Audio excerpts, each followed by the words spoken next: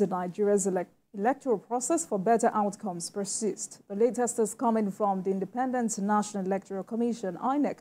Based on the review of the 2023 elections, INEC Chairman Professor Mahmood Yakubu says the Commission has come up with 142 recommendations to improve elections in the country. Professor Yakubu noted that majority of the reforms are to be implemented by INEC and others by security agencies. Adekule, let me start with you. What are your expectations? I mean, this is not public yet, but what are your recommendations? My recommendations? Your expectations, rather, not recommendations. I want Nigeria to get to a situation where leadership recruitment will be extremely transparent. That what INEC does, we align with what happens, on the ground, what the people want, and not that the Supreme Court or Appeal Court, any court, will be deciding the winner. You understand me? When we get to a stage whereby it is increasingly difficult, if not impossible, for the court to determine the winner, it is showing that transparency is coming. Election can be free and fair, but and still not credible. You see what I'm saying? We've covered the election very well. We don't want what is INEC there to do? It's not there to recruit leadership for the country. It is the people that will do that. It is not meant to be the one to do at any state level. You get what I'm saying? Their own is to be the umpire that,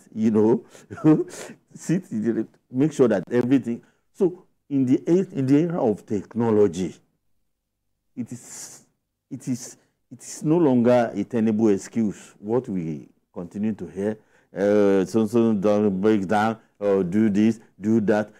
We need to start from the basis. Number one, the money we spend in our elections. We have monetized politics. You cannot play in that game if you are not a money bag. We need to regulate that, because that's the. Then two, you need to do in the parties, which is the beginning of democracy itself. I mean, the way they recruit candidates, which you call primaries. We need to do that. The money bags, the powerful few, have hijacked that. They always determine who will emerge from there. And by narrowing down on the few people that will be put on the ballot, the Nigerian people are shortchanged if that process is not transparent. Then we come to the money they spend. Now, it is vote buying. It is vote buying across. What about the amount they buy these forms? Look at the parties. They are now so emboldened that our political parties see, primaries as a way of generating money. That was not in our history. It's a new thing. Before, party members will contribute. They will have cards and contribute to the pulse of the party. And when they check your record, they check mine, they know what they are making. Now, it is about what people have, and that should change. Now, from parties, the way we do our elections, we lock down our country throughout. We are losing a lot. Look at how much we put into elections. We can do all the elections in just one day with the aid of technology now. We see what is happening in other places. We can move faster than we are doing. Discussion. Let me have. What are your expectations? Yes, I think I'm glad that INEC is making 143 recommendations. It shows that INEC also realizes that the process, the election in Nigeria is not perfect yet. And INEC is also ready to look inwards, to readjust itself in order to prepare itself for the greater challenges ahead. And like in the words of the INEC chairman, he said, as we innovate, we reflect, review, and implement. So it's a good thing that INEC is not sitting down to just think that, everything is okay. And I think a summary of the recommendation is that the recommendations are being made to 4 areas. The first one is INEC itself, which has to be resolved administratively. So INEC is admitting that there are rooms for improvement. The other one is to security organizations, which police, The other one is to the National Assembly, that there are areas, critical areas, that the laws needs to be amended in order to. And I think the third one is to the political parties. And when we are talking about political parties, it also involves voters. Because when you are talking about the rigging of election, it starts from the processes that lead to the party primaries. Today, we have a situation where political parties are owned by few individuals. In terms of decision-making processes, in what way are party members involved? In terms of choosing the party chairman at the ward level, at the senatorial level, at the state level, are the party members involved? In terms of managing the accounts, the resources, in terms of expenditure, are the party members involved? Do they even every year come out with the audited account for members to know which money came in and which money is going out? Then the party members themselves, do they also contribute financially to the future of that party? Do they own the process of that party? Because you find the same where we are talking about primaries. Most of the time, the people that will win the primaries are already determined at the party level by few individuals. So the primary we are talking about is just it's a kind of it's a facade. It's not really, they already made up their mind in their bedrooms. So we need to know that rigging of election is not just about INEC. INEC will not go to the field to campaign. INEC is not going to vote. It's also about political parties and voters themselves. All right. So I think we would continue the conversation after speaking with our guest. So joining us for more discussion on this issue is the Executive Director of Corporate Accountability and Public Participation Africa, CAPA, Akinbode Oluwafemi. Good afternoon to you, sir. Thank you very much for joining us. Good afternoon. Right, so let me also start with the basic questions I've been asking in the studio. What are your expectations? 142 recommendations. I think first we need to commend the INEC chairman, Professor Yakub Mahmoud, for summoning the courage to say, look, there are issues that we need to tackle for me to deliver on what you are asking this agency, INEC, to do. And one of the critical points has been that we as Nigerians, we do assume that this superstructure called INEC can deliver free, credible, transparent election, for 220 million people, 176,000 voting units in the country. And I think what we need to begin to ask ourselves is whether the structure we currently have to have, that structure, that institutional backing, and several other things. Because election is not an event. Election is a process. And from the four critical areas that I have spoken about, is that we need to look at INEC itself as currently structured and constituted. We need to look at the role of security agencies. We need to look at even our laws that we currently operate, including the electoral laws, and then the political parties. And I'll try to just do a quick breakdown because Nigerians have been, on the social media speaking about the UK election. And the success, and there are jokes, typically us. But the point we've never asked ourselves is that what actually is the mandate and the role of the British Electoral Commission? The Electoral Commission just does supervisory role and policy guidelines. They are not involved in election, electoral, voters register. That is done at the local government level. We are asking our own INEC to conduct voters registration, whereas there are different levels of identity registration in Nigeria. In the UK, you can still get as close as few days to the election to your local government to be asked to be put on the electoral register. Now, policing of the election areas, the balloting day itself, it's done at the local level. The United States has about 10,000 local authorities that actually conduct the election. Now, citizens don't come back again to say, oh, okay, this is done by that or this is not done by that. Mr. Ade, you have spoken eloquently about the role of political parties. How do political parties themselves, nominate candidates into election? You must know that INEC as an institution must be present in close to 6,000 pre-election cases that are currently going on in Nigeria. INEC again will be in the courts for post-election cases. Now, the point has been made severally, by several other reviews, that do we really need an electoral, a separate institution to prosecute electoral offenses? What exactly do we need this INEC to do? The issue of logistics has come up. And INEC does not only conduct federal election. INEC conducts federal, state, and state assembly election, by-elections, several other off-cycle elections. Right. I think it's a point for us to now look at that structure that can give us, and what are the complementary agencies that need to be strengthened. All right, so Mr. Olufemi, if I get you clearly, what you're saying is that INEC has too many responsibilities leading up to the election. Is that what you're saying? Absolutely, and we need to unbundle this current INEC for it to be able to deliver the mandate we're asking the institution to do.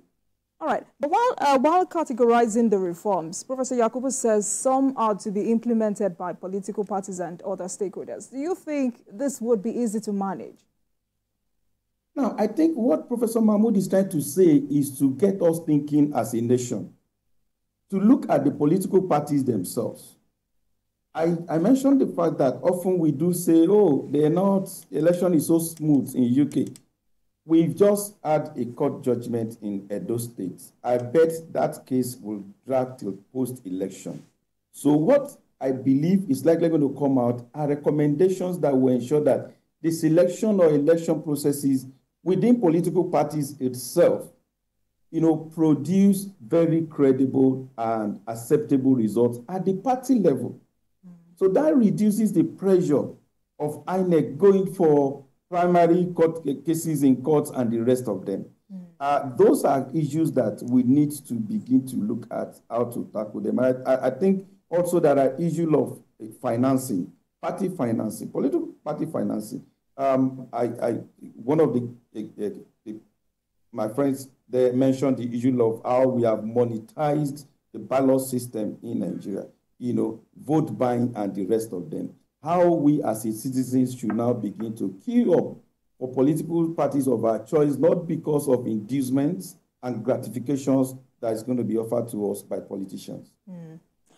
So let me also ask, do you think we need to take another look at the conduct of by-elections in Nigeria? Because, when you hear Professor Mahmoud Yakubu say, in Nigeria there is no election session any longer, as the Commission conducts elections all year round. He said that since the inauguration of the National and State Assembly in 2023, INEC had conducted 9 by-elections and still had to conduct 5 by-elections before the 2027 general election. And also the FCT area council elections would also be due in 2026. Do you think having all of our elections in one cycle would improve the efficiency of the umpire?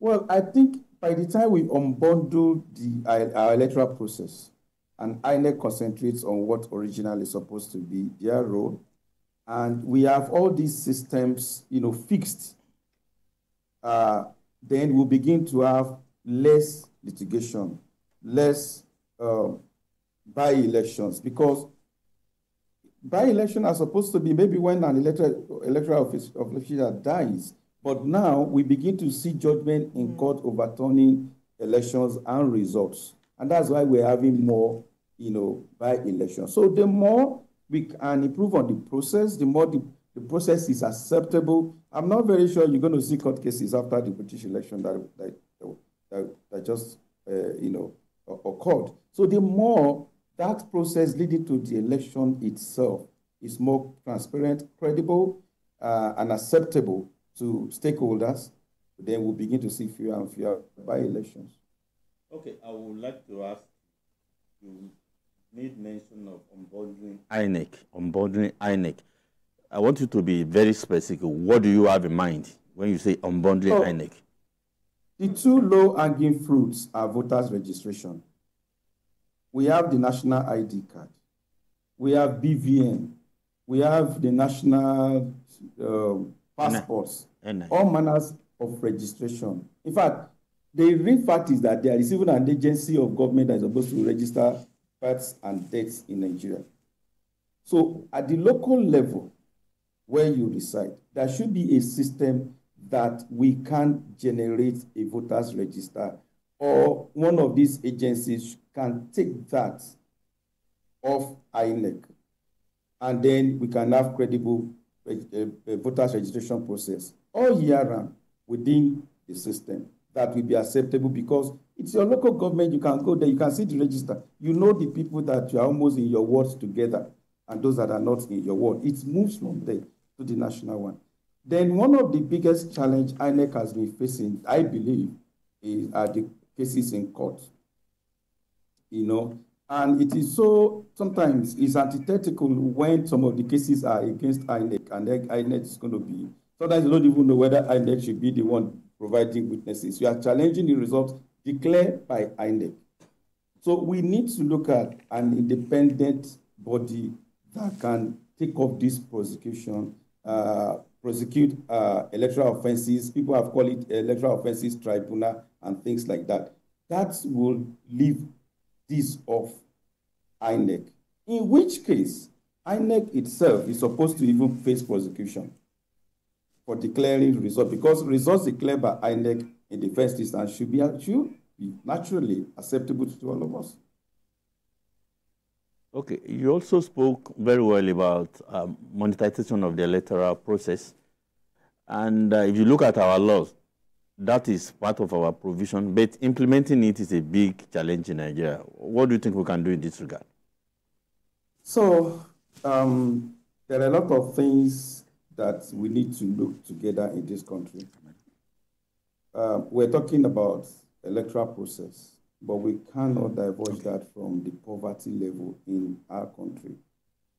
So look, people that have not fed, they don't know where their next bread will come from. And I'll tell you, there was an election, and I know somebody who happens to be one party's ward chairman in my state, and I called, oh, have you voted? I said, yes. So I said, what happened? You know, when party A was distributing their money finished, so I moved to party B so that I can collect money, and that money is what I'm using to cook today. There are certain realities that we must admit, okay? We must be able to begin to tackle the issue of poverty in our land. That's one. Number two is political education. And I think a lot of us are not very much into very deep political education, like the way, let's say, when I was young, and I know my dad, why he belonged to this party, and they will explain that to you. Today, you don't even see parties' manifesto, and you don't know what they stand for. All right. So we must get parties to stand for something. And I also say that the National Orientation Agency itself also have a lot of role to play. All right, Mr. Oluwafemi, kindly, let me pause you there while we take this commercial break. When we come back, we'll bring in more questions. We'll get more questions for you. Stay with us, everyone. Hang out on Sunday, and we've been speaking with Executive Director of Corporate Accountability and Public Participation Africa, CAPA, Akimbode Oluwafemi. Mr. Femi, thank you for staying with us on the program. Now, let me bring in more questions from Mr. Adeoye. Yeah, I would like to ask you that in Nigeria, it seems there is a problem of trust. There is trust deficit.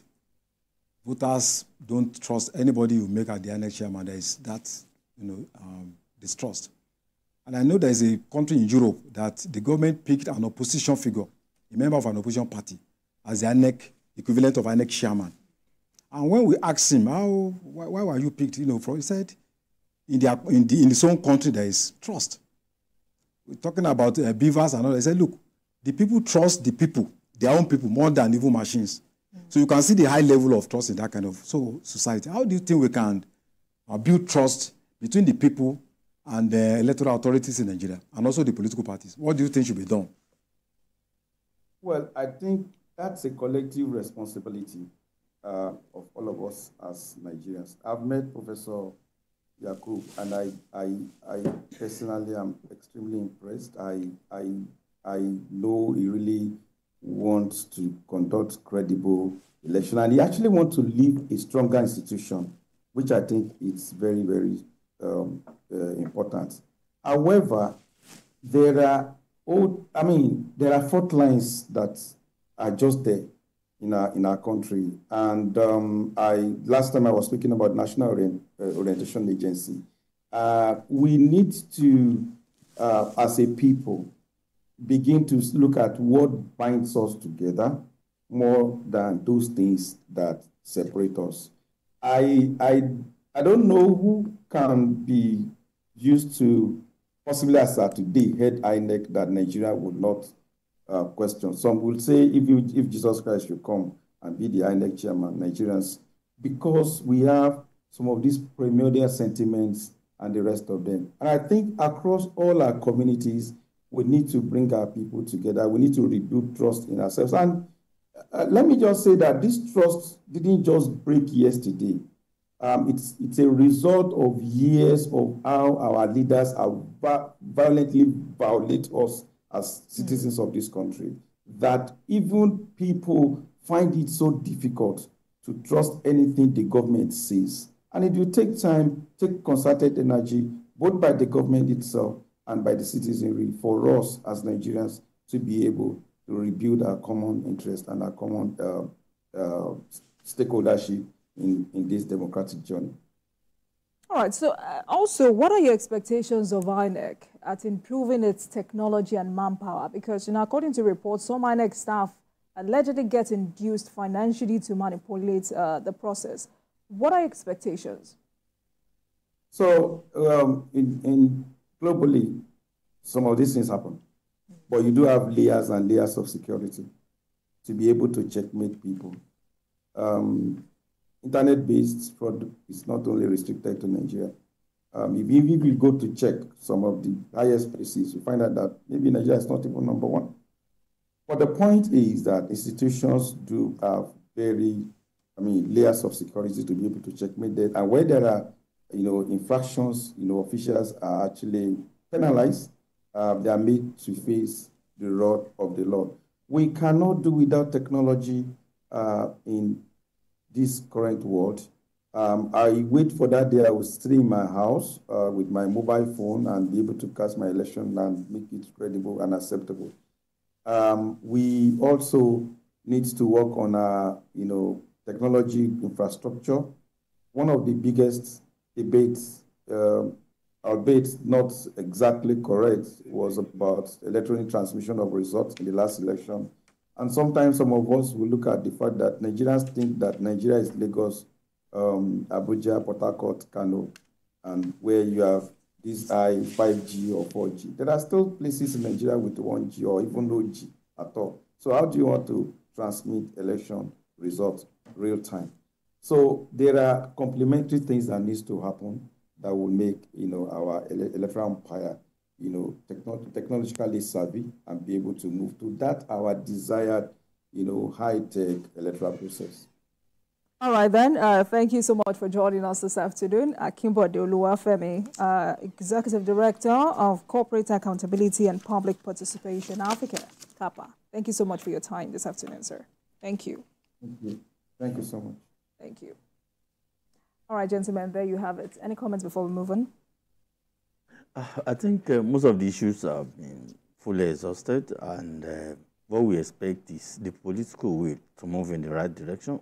We can talk and talk and talk, but if we don't walk the talk, we are just deceiving ourselves. Continue talking. All right. Well, I think the two retreats that INEC had, were sponsored by foreign bodies.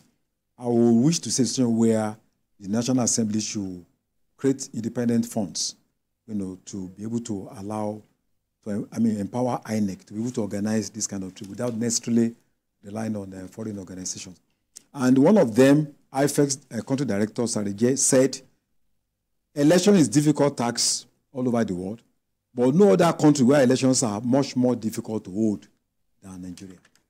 That is really a message to all of us. And I hope we'll be able to change these narratives.